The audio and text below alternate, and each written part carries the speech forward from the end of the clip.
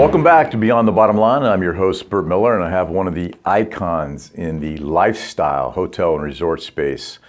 And for those that travel, you obviously have seen the shift from what I would call the older school traditional hotels versus the last 15 to 20 years where we've really moved to a lifestyle. And today I'm pleased to welcome the CEO of SH Hotels and Resorts, Raul Leal, who his past is Virgin Hotels. He was the CEO of Virgin Hotels and helped create and start that. Very interesting story around that, as well as one of the advisors to Virgin. So welcome to the show. Well, great to be here. Always great to see you. Absolutely. Yeah. So it's interesting when I think about what you're doing at SH and all the growth. I mean, you're traveling everywhere and you're posting, and we're going to see all these beautiful places that SH continues to, whether it be Austin, Nashville, and various others around the world. We'll talk, about the Baccarat and Treehouse brands as well. So you have the One Hotels as a brand, the Treehouse as a brand, which I'd like to learn more about what you're doing there in Europe. And then Baccarat, which is the beautiful high-end, beautiful hotel as well. So we'll talk about the expansion of all of those. So when you think about all that expansion you've been doing over the last couple of years, how are you able to do that, and what's driving that? Well, obviously the leadership's driving it. Yes. but seriously, look, it's actually pretty easy executing on the vision of Barry Sternlicht, which really started with One Hotels a while back. And Barry was the founder and creator of W Hotels. He also put together, Starwood when he merged Westin and Sheraton a long time. A real visionary. And I think when Barry left Starwood, after he had founded W, he said, one day the W customers are going to grow up. And they're going to want to, contribute a little bit more to the planet and do some different things and whatever else. And that's exactly was his vision for One Hotels. So One Hotels is our mission-driven eco brand. That's really driving the growth of the platform. And it comes at a great time when the sustainability, I call it conscious of the world, is really awakening today. So it's the right brand for the right times. Yeah, when I stay at the One Hotels, I mean, you can't help but notice reclaimed wood. In fact, you go to the one in LA, you have I think the reception desk, or when you check in, is these large tree trunks that you've turned into the reception desk, which I just find amazing. Yeah, and I think our ethos is fairly simple with One Hotels. The world is beautiful and we want to keep it that way. So a lot of it has to do with driving, let's say, attention to sustainability through design, through the beauty of design and biophilic design, and doing things that are indigenous to each location. We just opened a beautiful hotel in London, right in the Mayfair location, and there's 2,000 plants inside that hotel, 200 different species. A fallen tree from the farmlands is really the front desk, all kinds of different indigenous stones from the area. And that's kind of the way we do it, besides other things behind the scenes as well. But it's really, the growth of SH is really driven at the moment by One Hotels. Yeah, so when you think about that growth, I mean, you guys are leading the charge in lifestyle and growing at a rapid pace. That's right. Is there anything else besides just the corporate objective and strategy that's helping drive lifestyle type of hotels and resorts? Definitely. Now, I've been in the industry now for a long time, and really started, in the early 2000s with a bunch of other people in the industry who started to see the shift, from the traditional legacy experiences to, consumers started changing the minute really the internet took hold, and they saw the availability of different products around the world, and distribution changed. So people started to look for quirky experiences, unique experiences, a bit more intimate, and thus, a bunch of boutique hotels were born. And then Barry was actually the one that coined them lifestyle hotels later, the bigger ones like W, which offered something more than just a traditional hotel stay. And that's continuing to grow pretty exponentially. And if you take a look at the hotel brands around the world, even the big brands are gravitating towards, lifestyle hotels in one way or the other. Consumers are just looking for different experiences. I don't think it's a hotel-based phenomenon. I think it's just a consumer phenomenon with every product. that they're looking for things that are, again, unique and maybe ties in more with their own personal preferences.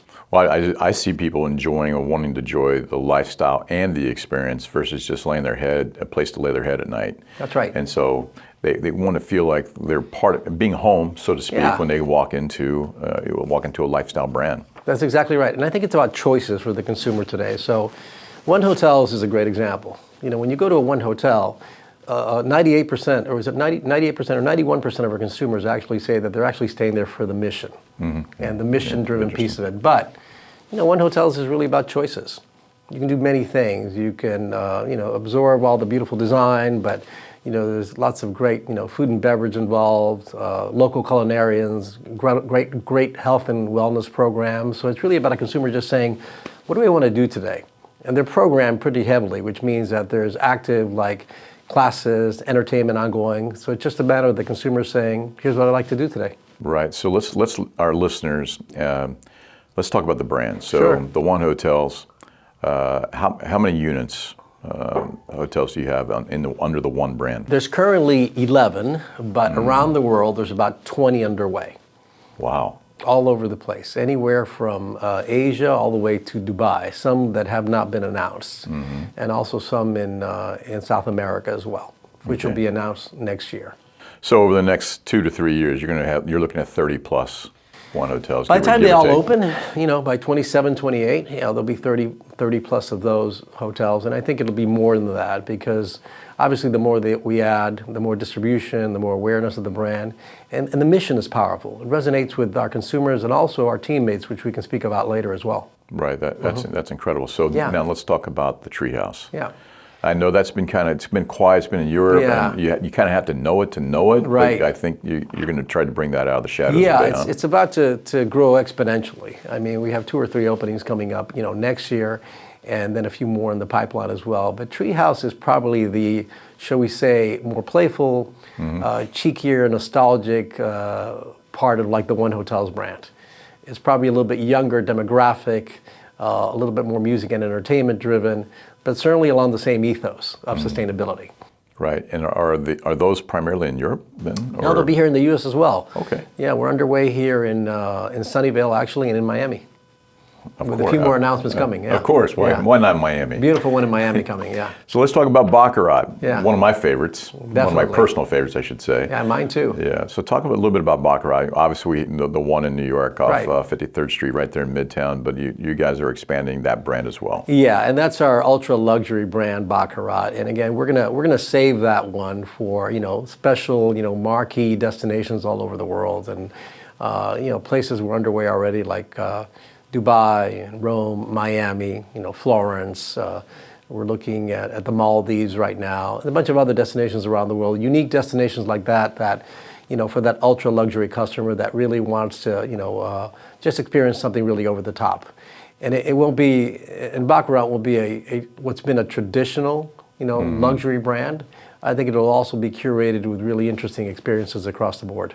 Well, I find the Baccarat interesting from what you guys are doing and from leadership, and then obviously Barry somehow able to have that brand whenever he purchased whatever he purchased. Certainly, he was able to have that brand, and then the vision to then take that brand and bring it to life in such a way is fantastic. Now, the one in New York, what's the next one that will open? Is that the one in Rome? I think it's Rome. Yeah, will be the next one, and then probably followed by Florence and Miami, and then Dubai is somewhere in the middle there. But we have a few more announcements coming in Europe, particularly, and maybe on the other side of the world as well. Well, I saw a picture that you posted, and you were on the rooftop in the one in Rome. I mean, and beautiful building. For the listeners, you have to go to see the One Hotels and the Baccarat. Outstanding. Yeah. I have to visit a Treehouse at some point in time. Although it seems like I follow the demographic though a bit. So now that you're at this pace of growth, what are some of the challenges that your group is facing? Because you're obviously expanding. By 15 to 21s, you're growing Baccarat. You're now going to bring Treehouse into play. What are some of the challenges you're facing? I think very careful manpower planning. And, and as we go, and I think a couple of other things too. As we go into different countries, I think one of our core objectives, is to make sure that nobody perceives us as this American company just landing in Sydney. Right? So it's really important for us to be grounded by local development partners, people who know that market that can guide us and say, here's the things to do here that you wouldn't do in the US, and back and forth. That's really critical for us. We don't want to be perceived as this big brand that comes in and all of a sudden launches in your town and has no connection to the community. So for us, it's really important to have the right partners in all these countries. But I think mainly it's really about the proper manpower planning as we go along. And we are opening offices, and we have an office in London now that we're opening that's going to cover the Middle East as well. Inevitably, there will be an office in the Middle East. We're about to launch a small office in Australia because we're building a couple of things over there. So it's really the manpower issue, I think. Well, what I think leaders that are watching this show could probably pick up on, and for those that don't know, Raul travels. He's a roll the sleeves up kind of leader from building the culture, but you're active on a regular basis visiting these locations, A, when they're announced, B, as they're under development, and C, when they open, do their soft opening, you have to be present, or you don't have to be present, but you make the decision and choose to be, which it says a lot, and that sets the tone toward the talent as well when you're trying to attract talent that you're hands-on. Yeah, no doubt. Can't be everywhere, at the same time, obviously, but I think it's critical to connect with the team members in each city.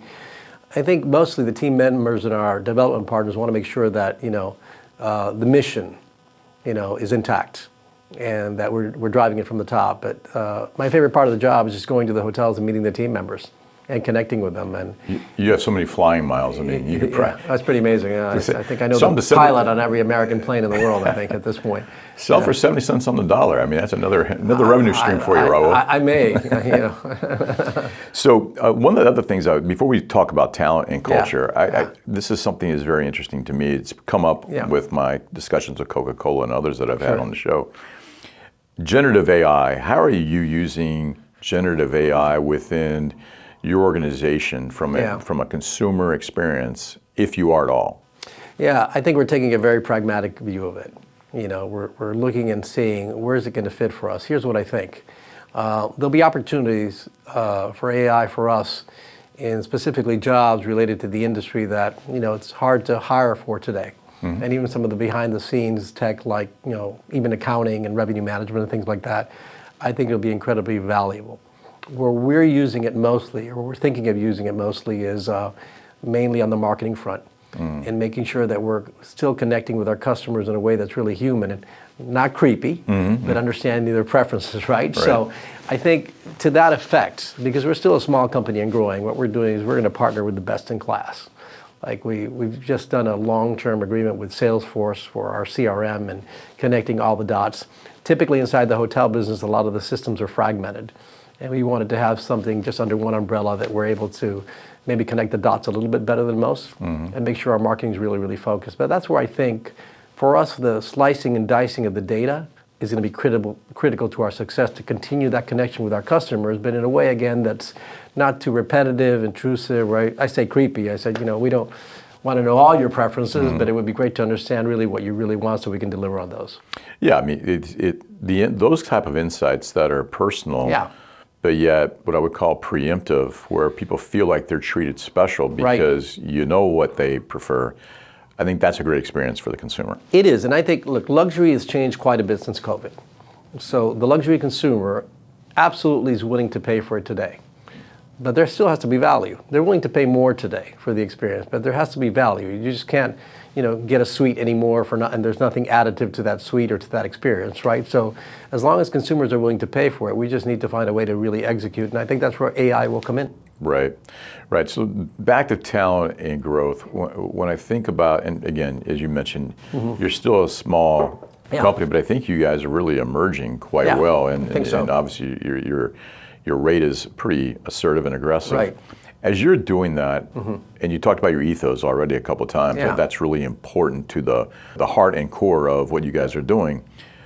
How do you maintain your authenticity and maintain that culture through this rapid growth? Well, it's obviously I can't be everywhere at the same time, but it's really about the mission and the purpose of the organization, which is really improving the planet one hotel at a time. And it's making sure that we have the right cultural leaders inside the organization that as we transfer people around the world, we have the leaders that can actually, speak to that mission all the time and continue to make sure that people that were behind the purpose of the organization.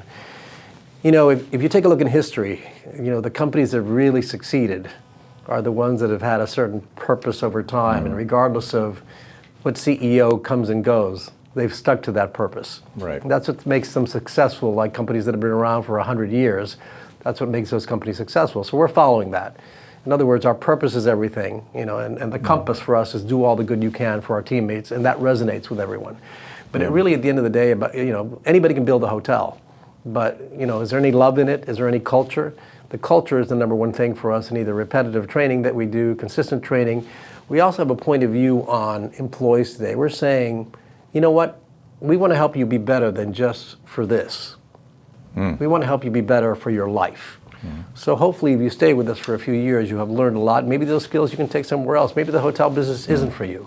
But that's a dramatic shift from when I grew up. When I grew up, hotel companies said, look, you're staying with us for 30 years, right? Today that doesn't work. So our point of view on the team members is let's help them be better in life if we can. Well, anytime you can create an environment where Yeah. you are impacting personal, professional, and financial, That's right. I mean, those are the basis points of most people's decisions. Yeah. That you're in a spot with them in the lineup, and when they're making choices about where they want to spend their career. Yeah, and as long as you're sincere about it and authentic about it, they'll gravitate towards that. Yeah, I just find it interesting, and because I do travel quite a bit, so I've stayed in your hotels. What I do find interesting is the talent you're recruiting, and I think you just alluded to that. I mean, whether it be in LA, New York, in New York in a couple different spots. Obviously, the talent you brought into play is playing a significant role No doubt. in the development. And it's very, very clear, whatever your message is to your group is starting to bleed and cascade through your organization. But how are you finding these key leaders and ensuring that message continues to grow throughout your talent and your organization? They're very much driven to the mission. I just interviewed actually someone yesterday who hopefully will be the general manager for their Treehouse in London, as we promoted the person that was there somewhere else.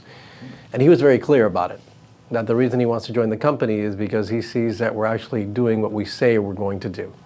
And he loves the sustainability mission and what the company stands for, whatever else. So we're not having any issues recruiting on that front, on the leadership level. And actually, our turnover as a company is probably lower than most of the industry. It's like under 20%.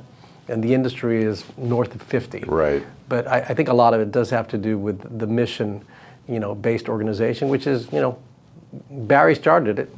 So this is exactly what he meant it to be. Well, it's interesting from that standpoint. You've made a change or two here and there where you had to, whether it be in F&B or in other places. Yeah. So you certainly as a leader, people, they're attracted to what you're building. Yep. They're attracted to the authenticity, by the way that you communicate and being very transparent with your team. And you've had to make some tough decisions along the way in order to put the right team around you. And I think that's great leadership, and you've been willing to do that. Yep. Now, the North Star that you have, or the mission, I'd like to hear you say it, but it's clear that it's going beyond just your current team, because you have folks that are coming and interviewing because of it. So talk to a little bit about that mission. I mean, just what's the elevator pitch of that mission, just for our listeners? Well, I mean, it's fairly simple. I mean, when you give people, the autonomy, and you say, look, we're obviously, our North Star for One Hotels particularly is about sustainability. Right. Our objective is to be the most beautiful and sustainable brand in the world, in the hotel world. And hopefully we expand that to brand of any sort. But I think when you add the compass, which is, we allow you to do all the good you can, that thread is really powerful for people because it goes beyond sustainability. We're actually saying, look, do all the good you can means that we're also going to be very impactful on our communities. We're going to use that thread as the basis for all the decisions that we're going to make relative to our teammates, look, our investment partners, and our communities. And when you empower them to be able to do that, I'm always so impressed by, there's so many things going on behind the scenes at the hotels that I don't even know about. I'm so impressed by the things that they do. Like South Beach yesterday was on some cleanup mission that I didn't even know was happening, somewhere in the city and things like that they just take on their own life because you're giving them the ability and the permission to do it. And that's just part of the brand. That's what attracts people to it, that we're not just putting reclaimed wood on a wall. Right. And anybody can do that. So. Exactly. Well, you're not sitting still either. I mean, you did remodel the rooftop We did. in Miami. Yeah. We're keeping up all the hotels. You're It's right. critical because we're getting, great rates at the hotels, customers. So all the hotels are very well maintained, and our ownership groups are solidly behind that because they perform very well. Yeah, absolutely. So obviously, you attract great talent, and it appears that you, obviously, with less than 20% turnover rate, you're retaining your great talent. Yeah. When you think about that, and I understand it's not just a job or even a career. It goes beyond the job, career. It ties into your mission. So I definitely heard you on that. But the hospitality industry is, as such a high turnover within that industry. It is. Anything else that you're doing throughout your organization, through the brands, that just bleed through the brands, that allows you to maintain that high retention rate? Yeah, I think so. There's a lot of focus from a lot of companies today on the consumer journey. It's the consumer this, the consumer that, whatever. And our approach is, how about the employee journey? So we take a look at that closely all the time. And how are we doing it? And how are we remapping that? And how are we listening to our employees and executing on stuff? And I think what team members are looking for is real transparency. It's okay to say no, by the way. We can't do that. As long as they know, we get back to them, lots of communication. But we're always continually mapping out the employee journey as well, and saying, here's how we could be better and better than the hotels next door, and how do we provide better workspaces for our team members inside the hotel, and how are we the most flexible hotel brand that does allow people to have flexible work and hours, and keeping up with what today's employees are looking for and how we educate them better. But it's just a consistent topic inside the organization from us to the GMs. So there's a lot of focus on it. It's one of our, if there was 5 things I'd say we concentrate on, that's one of the most important ones. Yeah, the consumer journey is important. And your team, when there's something they have to say no to, they don't really say no. It's more of they find a way to get you in a better spot that might not be exactly what the consumer is looking for, but they made an experience in spite of the fact that they had to say no in a different way. So it's not just going, no, we can't do that. It's we find a solution to something as well or better, or certainly something that the consumer can enjoy. Doubt. Well, what Richard Branson always says? He says, say yes first and then figure out how to do it. I like that. Easy for Richard to say, of course, but Right. Well, I don't want to spend too much time on that, but your background coming from Virgin, and we've talked about this in the past, but I mean, you've grown up in lifestyle brands, but I think Virgin was really kind of an inflection point for you, because you essentially had to create something out of a PowerPoint that, from everything from fundraising to everything for not even a hotel existing, and you went and built this chain for Virgin. I mean, that is fantastic. That had to be very rewarding for you and been a kind of a launching pad to what you're doing today. Oh, I think so. I think what was wonderful about the Virgin experience was that it actually took me outside the hotel business. So I got an amazing opportunity that most people in the hotel business don't. I actually got to work for a company that's a brilliant company that had no clue about the hotel business. So there was a lot of learning on both sides. A lot of intelligent people on the inside, and they have lots of different points on views on things that I probably never would have thought about. So it was a real education for them, and they're just lovely, lovely people. Obviously, Richard and the family. But from my perspective, I was so lucky to have that experience, as opposed to some of my peers who I love, but have never left a hotel company. And Virgin definitely was not a hotel company. It was a conglomerate of many different companies with lots of ideas and lots of, certainly intention on how to build the business. Right. And they certainly know how to do it. So it was a great experience. So I'm going to digress just for a moment. This was not even part of the plan discussion. So you were there for the launch, right? Right. Yes. Yeah. So when are you going to go up? Well, I've been invited. I went to the launch, right. As you said. I've been invited, but I don't think I'm allowed to go. The higher powers are telling me I can't go, but I would love. I'd love to go, actually. And Richard said, "When are you going?" I said, "Well, I don't know. It's up to somebody else, not me." I don't blame her. Yeah. Yeah. And so before we end the show, I do this with everybody. I don't think I did this the last time we had a chance to get together. Who has been the most? And again, it can be a few, but ideally, who's been the most influential for you to, as you've grown throughout your personal and professional life, to the seat that you sit in today? It's a tough question because, man, I've been lucky. I've had lots of mentors. I needed all of them, by the way, every single one of them. I've had lots of mentors, but I've got people in my life since I was a kid that have helped me along the way. And obviously, working for Richard was terrific.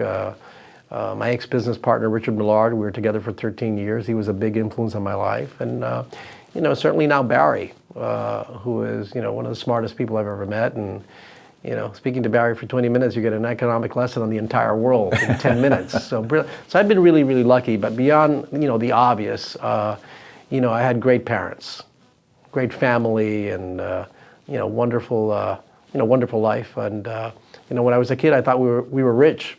Turns out we were really poor. Yeah. That's the kind of life I had. So my mother and father were incredible influences on my life in so many good ways, and they were Cuban immigrants. And but along the way, I've been lucky. I really have had some great mentors in my life, and I encourage people to find mentors, to help them out. Absolutely. Everything starts with a great foundation. Right? Definitely It does. starts there, and then if you're fortunate enough to surround yourself and be connected to advocates and supporters and mentors, and willing to put in the discipline and work. I mean, you can have all that, but not everybody takes advantage of those opportunities. And so as it's cultivated throughout your life and you take advantage of that, that's why you're in the seat you are today. Well, it's interesting. I thought my approach was always letting people know what I wanted.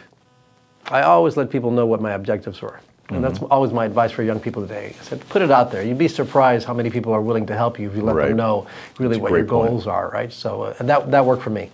Absolutely. Well, thanks for being on the show again. Yeah, my pleasure. Great to see you. Yeah, absolutely, buddy. Again. Appreciate it. Thanks so much. Yeah, absolutely. So, when you guys are out traveling, the SH hotels and resorts, they're fantastic. I've stayed in them. And you can tell, obviously, the great leadership that Raul brings to that particular organization, and how the service, it's more service and consumer oriented. So again, travel, go to the One Hotels, stay at a Baccarat, go to a Treehouse, but enjoy. And this is Beyond the Bottom Line. I'm your host, Bert Miller, and we'll see you next time.